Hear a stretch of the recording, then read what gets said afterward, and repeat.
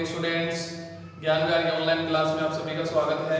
पिछले लेक्चर में हम बिंदु आवेश के कारण विद्युत विभव का मान हमने ज्ञान किया था और विद्युत विभव का मान हमारे पास क्या था, V = KQ/R।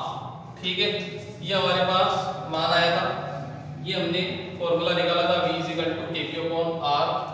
अब आप यहां पर देखो, यदि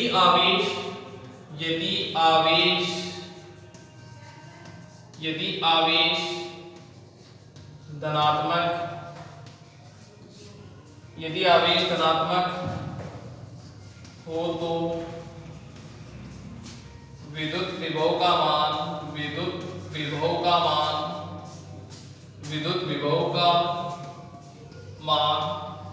धनात्मक होगा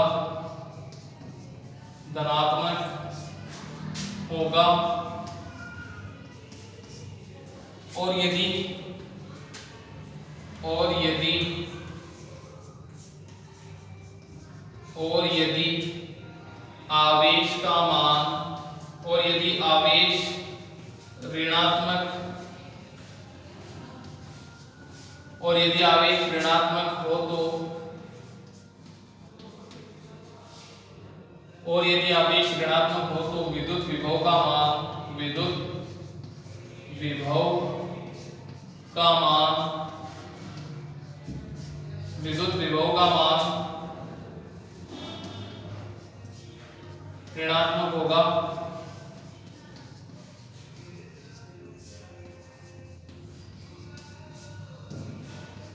ऋणात्मक होगा। देखो, अगर आवेश प्लस Q है तो प्लस के आवेश के कारण विद्युत विभव होगा V = KQ/R। अगर आवेश धनात्मक है तो विद्युत विभव भी क्या होगा, धनात्मक। अगर आवेश ऋणात्मक है, -Q है, तो विद्युत विभव का मान भी क्या होगा, V = KQ/R। तो सिंपल सी बात है, आवेश धनात्मक है तो विद्युत विभव का मान धनात्मक, आवेश ऋणात्मक है तो विद्युत विभव का मान ऋणात्मक होगा। ठीक है, यहाँ तक बात आपको समझ में आ गई होगी। इसके बाद हम ग्राफ की बात करते हैं। तो देखो,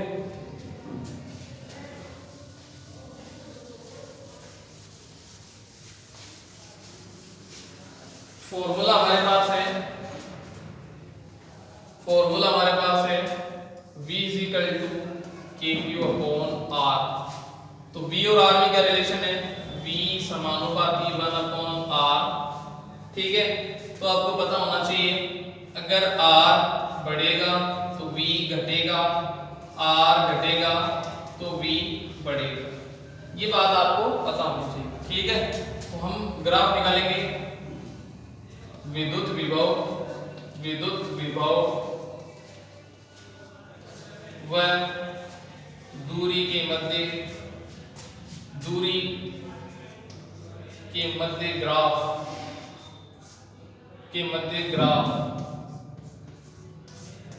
विद्युत विभव व दूरी के मध्य ग्राफ। तो ग्राफ देखो, यहां पर हमारे पास ग्राफ कुछ इस तरह से आएगा, ये वाला ग्राफ आएगा। एक बार वापस देखो इसको,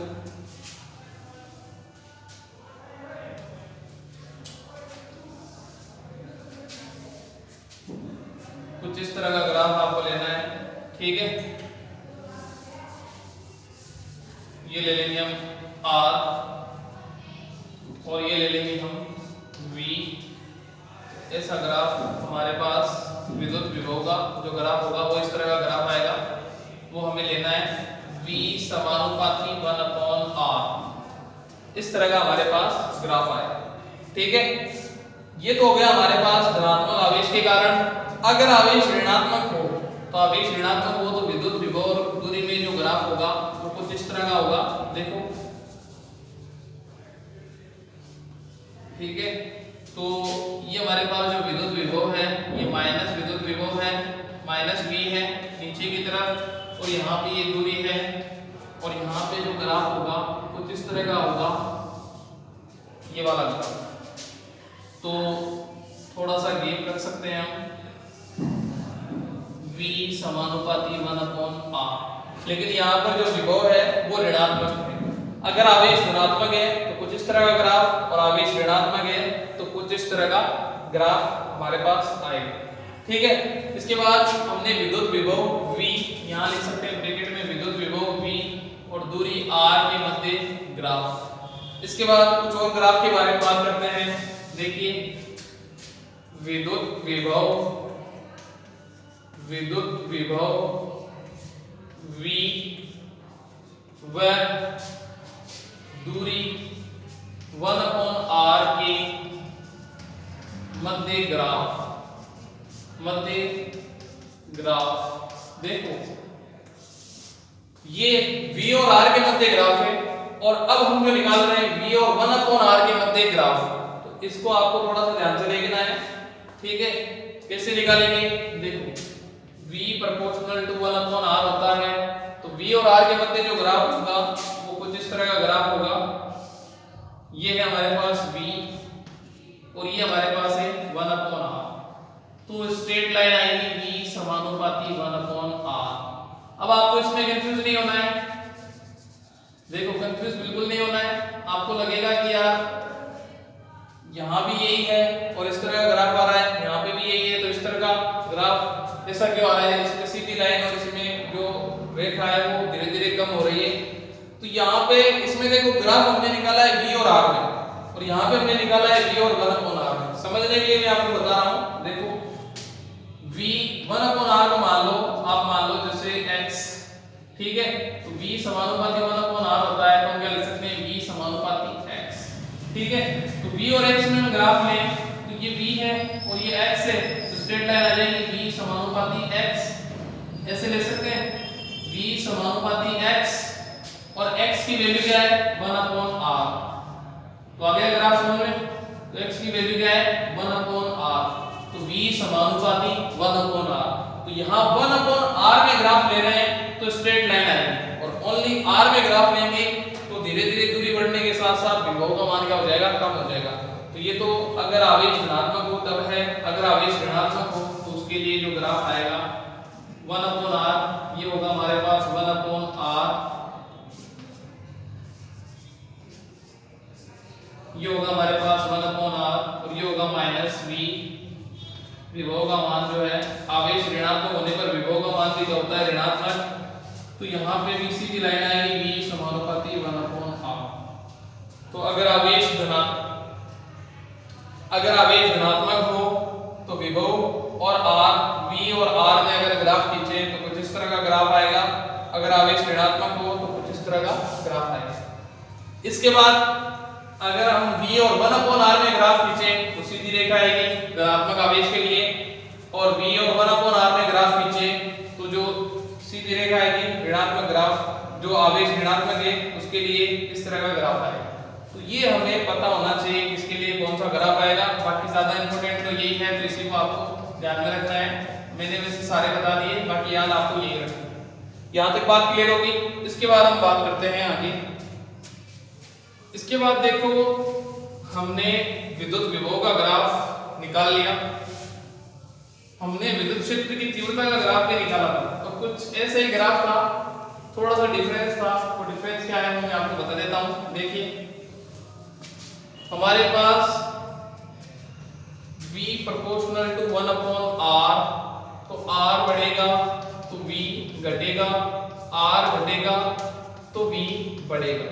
ठीक है, इसी तरह हम बात करें E समानुपाती 1/r, विद्युत क्षेत्र की तीव्रता और R में रिलेशन ये होता है, यहाँ पे ये है V kq/r और ये होता है E kq/r²। ठीक है, तो यहाँ पे भी देखो R बढ़ेगा तो E घटेगा, R बढ़ेगा, R कम होगा तो E बढ़ेगा। अब दोनों ही ग्राफ सेम टू सेम ही आए थे लगभग, तो इनमें डिफरेंस क्या है वो डिफरेंस देख लो। अब आप यहाँ पे हम डिफरेंस की बात करते हैं तो डिफरेंस देखो, यहाँ पे तो ले लेते हैं V और E, यहाँ पे V और E दोनों का मिक्स ग्राफ बना रहा हूँ और ये हो गया R, तो दोनों का मिक्स ग्राफ कैसा आएगा देखो। तो ये वाला जो ग्राफ होगा ये हमारे पास V वाला ग्राफ होगा। ठीक है, तो यहाँ पे हम लिख सकते हैं या बाद में लिख देंगे, पहले E वाला ग्राफ बना लेते हैं। और ये वाला जो ग्राफ है वो हमारे पास E वाला ग्राफ है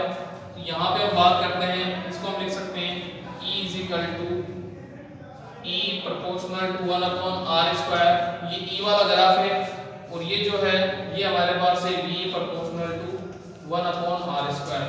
एक बार मैं इनको अलग अलग बना के दिखाता हूँ। ये होगा हमारे पास v proportional to 1 upon r, ये v और ये r, और ये वाला जो ग्राफ होगा ये हमारे पास होगा